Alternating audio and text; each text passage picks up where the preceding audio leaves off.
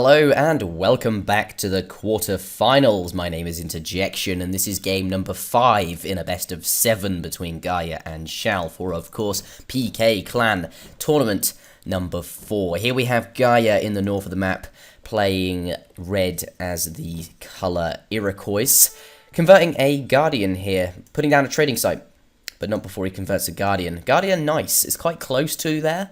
Of course, we've heard this story before, putting down a trading post before this trading Travelers man passes so that you can get the XP and get that first shipment sooner rather than later. But I think that's quite lucky starting with 40 XP there, because the Guardian means that he can get that Guardian for free. It's going to go start scouting for him. It's something he can have to help collect treasures with, and his friendly convert bullshit, I'm just going to call it a crack shot. That crack shot is going to be recharging whilst he's grabbing that, so making use of all of his resources quickly. Resources in the sense of abilities as well. Here, though, also scouting the map with a house. I say it's a house. You get, say, Discovery Travelers. Of course, every time you age up a Iroquois, you get one of these. We've heard this story before as well. Going to pop down a house. But, of course, scout with the guy who builds it first. Since we don't need the house right away, might as well get a little bit of scouting done. He's found this hunt over here. There's the house being laid down right now. Let's go take a look at the Explorer Unnecessary Hype.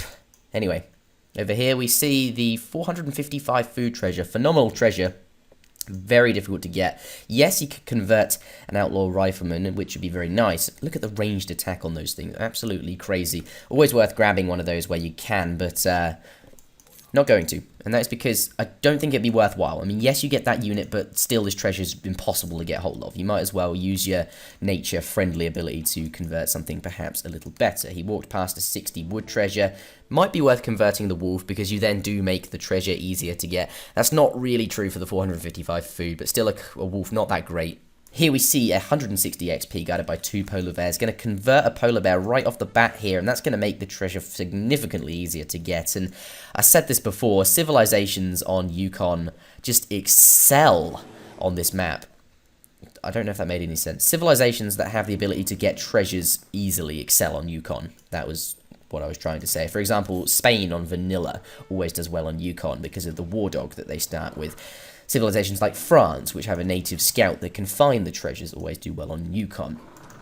And then Iroquois, just out of anything, all of the TWC civs, out of anyone's league, they just have an ability that converts treasure guardians. Look at this, a polar bear which he was using to tank the damage. It has 289 HP when in range of this guy.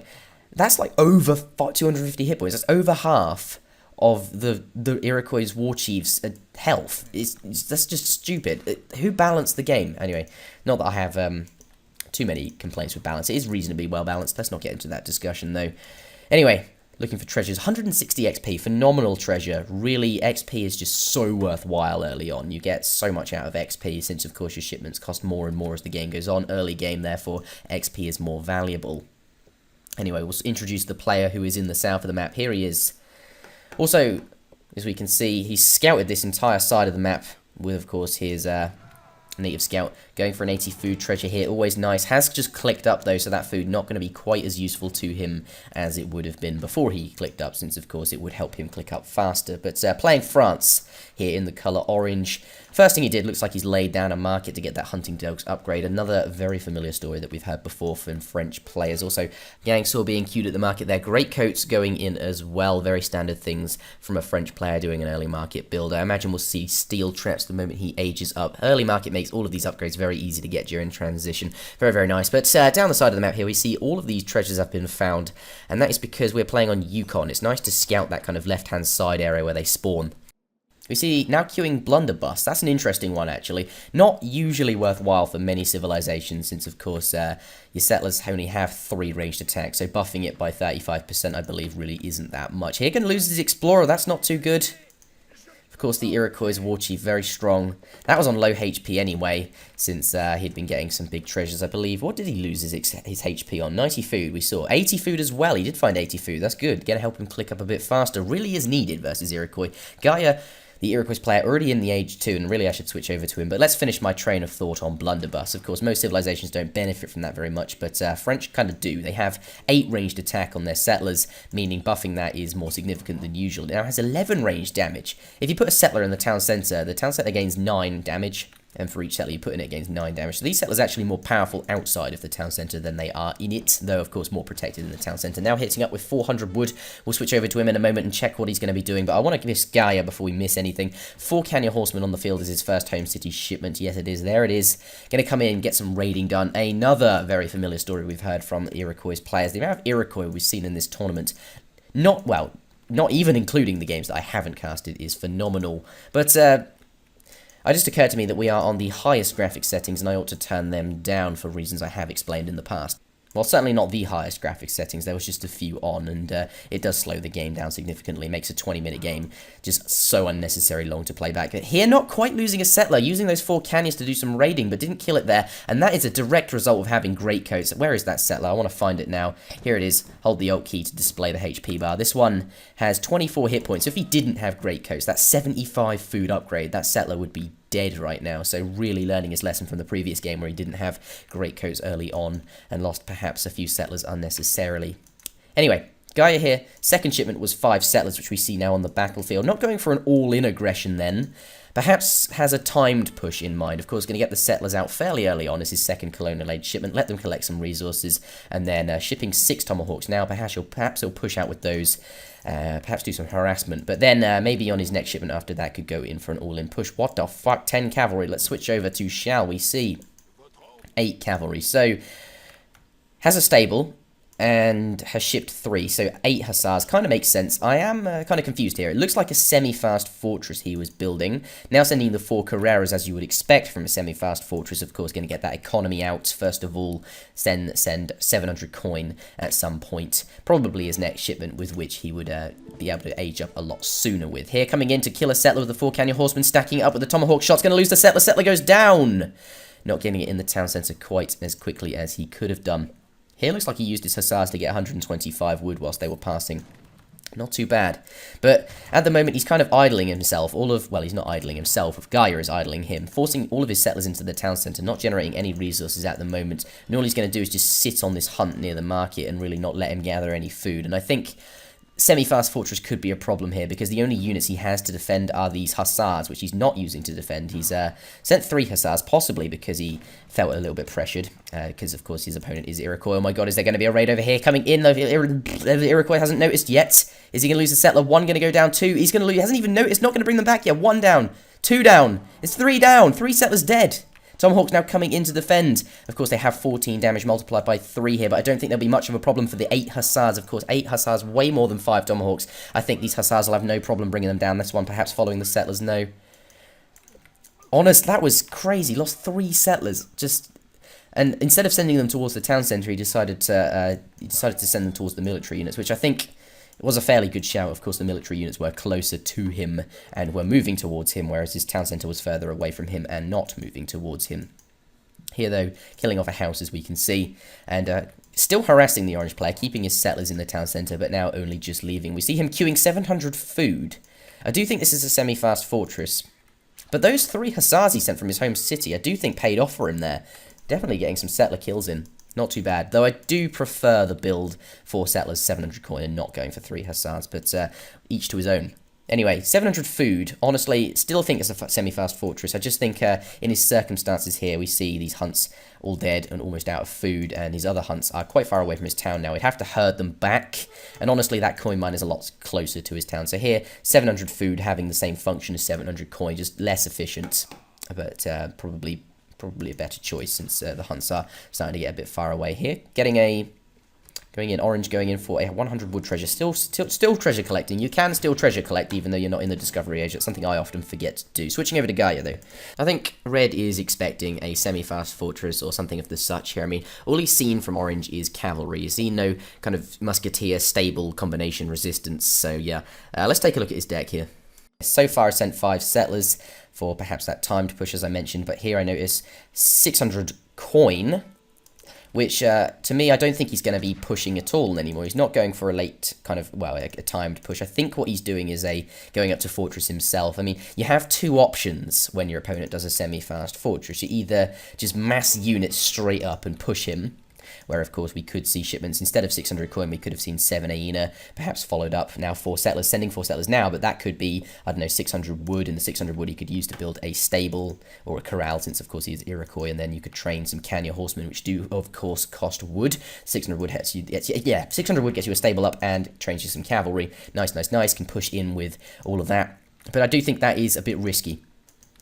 Of course, you could be, I don't know, he's sieging the market now since that's the only building really in range. But if you're going to be pushing, you could go for the stable, go for the barracks he's just put up now, perhaps kill some houses. But then the moment your opponent hits up to the Fortress Age, which he's about to do, he'll send his first shipment, most likely 8 skirmishers, perhaps 5 dragoons, even 3 cuirasses. We'll see what he does, though. I do think 8 skirmishers a nice option here, since of course skirmishers do good damage versus the tomahawks. Yes, it is 8 skirmishers. Anyway, he'd send 8 skirmishers, combine that with his first batch of military units from of course the barracks here, 5 skirmishers, combine it with his minutemen, combine it with his settlers, and then push you out of his base, and really your all-in aggression is not going to be that good. Here's some raiding, which I haven't noticed. I'm not very good at noticing raiding, sorry guys, but here, killing some settlers. I will compare their economies in a moment, but not too bad. Is another one going to go down? No. But those 3 Kenya horsemen will go down. There's 5 hussars here. Perhaps not. The health, I didn't check the health. Plus there's this stable in here. So drastically going from 5 hussars to 0. Was it worth it though? We don't know. I didn't see if he killed any settlers or how many. But as I was saying, that was the first option, just mass units and push. A bit risky because, as I said, very easy to defend off once the 8 skirmishers arrive here. Combine minutemen right now, 5 skirmishers, etc., etc. Also has dragoons about to pop. Your other option, let's switch over to Garja, is to go up to the Fortress Age yourself, which I believe he is doing. 600 coin, really not very useful to Iroquois unless they're going up to Fortress. None of their units cost coin in Age 2. So why would you send coin unless you're going up to Fortress, which he is doing. Now has sent 4 villages by the looks of it. I think that's a very good choice. Certainly going to help his economy go. There's no point saving your shipments. I mean, you could save it until you're in the Fortress Age and then send something a lot more powerful, like 8 Forest Prowlers. But honestly, he doesn't have the age up fast option, since he did spend that on it getting to the Colonial Age, and rightfully so, since Iroquois is very powerful and the messenger politician is something that makes them powerful. So here I don't think saving the card is a good call. But let's take a look at what he's potentially going to do next. He's going to hit up pretty soon, going up with the Wise Woman, who will give him a fair amount of resources, stacking up a lot of resources right now. He isn't going to spend them, since, would be either training tomahawks or Kanya horsemen at the corral, both of which are just not going to be very useful. Here we see a lot of skirmishers from the French player, of course, shipping and training them here. We see 13 skirmishers, so that is 8 skirmishers plus the 5, and 2 dragoons. Skirmishers, of course, would easily kill off tomahawks, and dragoons would easily kill off Kanya horsemen. So a more likely story is that he'll, of course, save up those resources, plus the resources from hitting up. Here we see 1, 2, 3, 4 food crates, and that's a coin crate actually. So 3 food crates, 2 coin, and 2 wood. More likely he'll spend all of the resources stacking up, plus those ones that he just received just now, on perhaps musket riders from the stable and elite forest prowlers from the war hut. A very similar combination to what the French player is doing, which is dragoon, skirm, and essentially he's doing the exact same build, just with the Iroquois equivalent units. We see 2 falconets being shipped from the French player here. Does he have enough anti-cavalry to protect them, is the question I am asking. 4 dragoons here, not that many, taking a few shots from the Iroquois war chief, going into his crack shot mode, and also taking a few damage from these musketeers and elite forest prowlers as he walked through. Those dragoons have lost, wow, just from walking through there, and now these musket riders are going to do some damage as well. Is he going to lose the travois? These 2 dragoons taking on the trade, well, it's not a trade travois, the building travois. Of course, you hit up to the next stage and you get one of these for free. Putting it down here, perhaps that's not where he wants it, but going to lose it if he doesn't. I don't think the dragoons have enough siege potential to bring it down, but really, now I'm going to do some raiding, going to kill off some settlers. I'm going to have to repair their economies. I swear I said I'd do that, but I haven't done it yet. I'll have to do it soon. That war hut, though, wants it up here, of course, for some kind of map control to secure these hunts, and then not have someone to garrison settlers. Certainly running out of food. This is a nice abundant area of food. Food down here as well. I guess they're both kind of exposed, though. Putting a war hut here. Not going to engage in this fight, those dragoons. Really losing those quite quickly, but I think, does he have enough anti-cavalry was the question. I think dragoons not the issue here. Musket riders are the problem, so it's the anti to them is skirmishers. These are good against cavalry here, focusing down the falconet. Is he going to bring it down? Of course, taking a lot of shots from the skirmishers and dragoons, but focusing down 1 cavalry, losing 3, 1, 2, 3. Is it 4 musket riders in the process? Is it worth it, though? That is the question. Musket riders cost 55 food and 100 coin. 155 resources, lost 4 of them, and took out 1 falconet. The falconet is the equivalent of 500 resources here, doing some more damage against these... Oh, these settlers. He's going to have to garrison them, bro. I'm so going to have to compare settlers in a moment. This is getting crazy. Definitely think Challe in a good position here, especially since he killed those 5 settlers earlier. Anyway, Musket Riders have a 2.5 times multiplier versus artillery, which is why he used them. He couldn't really take out the other falconet because, had 7 when he started to focus down the first one, and lost 4, I believe. So, really wouldn't have enough to take down the remaining one. But here, these Tomahawks coming in to do some raiding, which is nice, but they're out of position now. I mean, yes, raiding is good, but, these skirmishes are just going to bring them off. And I think Garja is just having a bad day. And I think he mentioned something about having a bad game on the forum where I got this game from. Apparently his roommates were distracting him or something. Anyway... Here losing 7 or 8 Tomahawks, and they're worth 100 resources a pop. That really is not nice. Oh my god. Anyway, let's compare these guys' economy. Challe on 22 settlers here. Let's bring up the calculator since, of course, French settlers do gather more efficiently. 22 multiplied by 1.25 gives us a 27.5 settler economy by the looks of things. Let's switch over to Garja. 28 settlers. Garja ahead despite losing so many settlers. Maybe Challe's macro, keeping up on the settler production, hasn't been too spot on, or perhaps I have missed a few raids from Garja killing settlers. Either way, though, Garja ahead apparently with regards to settler counts. Anyway, let's take a look at the score. Fairly even, all to play for at the moment. They've fielded fairly even amounts of resources, and therefore their scores are quite similar. Each resource in Age of Empires, 100 resources in Age of Empires 3 is equal to 1 score. Scouting doesn't add to your score or anything, but is this cannon going to go down? It's not protected. If the skirmishers were next to it, they might be able to better protect it, but the musket rider's going to come in. He has more of them now, of course, doing that time. It's 2.5 multiplier, just sniping off that cannon, and really Challe just being out of position, using it to focus down the war hut. Fair enough, but leaving it unguarded. Perhaps he thought he'd be able to get back to the muskets, back to the cannons sooner with the skirmishers, using them to focus down the war hut. Wants to remove that from play. Doesn't want Red to have a place to garrison, but I think maybe he's a little worried now. Doesn't have the cannons. Losing 2 French settlers here. French economy getting reduced even more. And remember, it is already behind. Over here, though, it doesn't matter too much. We see Red coming in with a cuirassier to do lots of damage. Where are the other 2? Of course, the 3 cuirassier shipment. Those are all going to go down. Honestly, this is so bad for Garja. As I said, mentioned he had a bad day on the forum, but this is just outrageous, man. These settlers dying left, right, and center, and here moving the settlers across the map just to protect them. Let's take a look at the shipments. Garja has sent 8 skirmishers and 5 musket riders in the fortress age. Let's switch over to Challe, who, of course... I was saying, though, he doesn't have the cannons anymore, and perhaps he's going to find it difficult to deal with the amount of infantry that his opponent has, since, of course, cannon's very good at countering them, but a lot of cuirassiers here, so maybe not, but using them here to bring down those settlers, and so many have gone down, moving the settlers across map, and I think here maybe...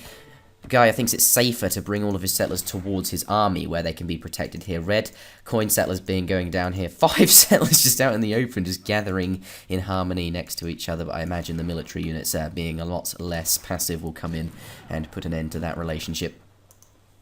Not too good. I'm really going to compare economies after this, but not bringing them towards the town centre. Perhaps he thought they'd get intercepted by the cuirassiers and go down, but I think actually coming out this way wasn't the best thing to do either. Either way, definitely needed coin, and getting back to this location would be difficult, but this location is still guarded. Here, a fight going on, and honestly, I think that the Iroquois player has an advantage here with regards to military, but then again, 3 cuirassiers I didn't notice, very, very strong, very, very tanky. These musket riders are going to have to focus down the cuirassiers, and they really don't want to. They're going to have to run. They really prefer to run, because the Minutemen have now arrived, and they have a very nice ranged attack, being used very effectively here, being forced into fighting where the Minutemen, since the cavalry got into combat with the elite skirmishers here, elite forest prowler rather, they weren't able to escape, being slowed down. And the musket riders having to stay there to focus down the gendarmes, or cuirassiers, should we say. And I think, wow, actually, French really taking the advantage here, really neutralising the army. Garja in a little bit of a sticky wicket. Did I really just say that? These settlers all unguarded. As soon as that military goes down, Garja is going to have to do something. He's got to do something now. These settlers are going to get slaughtered. All Challe is going to do is attack them. Challe now sending a fort from his home city. Let's take a look at their economies. 20 settlers, 21 about to pop. Really, it hasn't changed at all. But I imagine Garja has. Perhaps we'll take a look at the economies once these are either safe or some of them have gone down. The fort has arrived, though, because I don't know what the settler counts are like. I will briefly check in a moment, but I imagine Challe, let's take a look at his home city, could send more military units to push out, but perhaps doesn't feel as if he has the economy himself to do so, and instead a safer option is to put up a fort, which definitely secures some forward map control. Those settlers stopping. Oh, and the two cuirassiers there. Not still moving. Come on, move towards the town centre, bro. Get in there. Anyway, the fort definitely going to provide some protection and allow him to correct resources and mass units up without Garja really going to be able to do much about it. I mean, Garja can't really attack a fort, and then we can see the French economy get back on track and overtake him. Switch over to Garja, though. Now sending 6 Kanya horsemen and has a bunch of resources on the floor, of course, from the 1,200 resource shipment. And to collect them up and train some units. There's a lot of coins stacked up. Where are these settlers going? The amount of resources not being gathered here because units are moving around is staggering. Calling GG there. Doesn't think he can do it. 24 settlers to this guy. Compare it to Challe on 22. Not that far ahead. I mean, 22 settlers times by 1.25 is certainly more than what Garja has. But still not that far ahead. The fort kind of makes sense. But calling the game here. Don't think Garja thinks he can pull this back. Though Garja has won 3 games so far. This is a best of 7, therefore he only needs to win 1 more. Not winning this one to take the set, but will he win the next game? Join me there. I've been Interjection, and I will see you next time. Thank you very much for watching. Boom, I'm back. Surprised you. Here we have the village account graph if anyone was interested. Garja losing 5 settlers here as he did early on, and then big losses here and here. Absolutely ridiculous. And then the French player just really some periods of time not creating them, and then others just losing them as well, and it's constantly just been at like 21 the entire game. By no means a great game from either player in terms of macro, but certainly an entertaining one. I hope you enjoyed it as much as I did. Let's take a look at all resources gathered as well. There we are, fairly similar. Therefore it is down to the way you use your units and such, but I'll try and end the video once more. Leave a like if you enjoyed it, and I will see you next time. Thank you very much.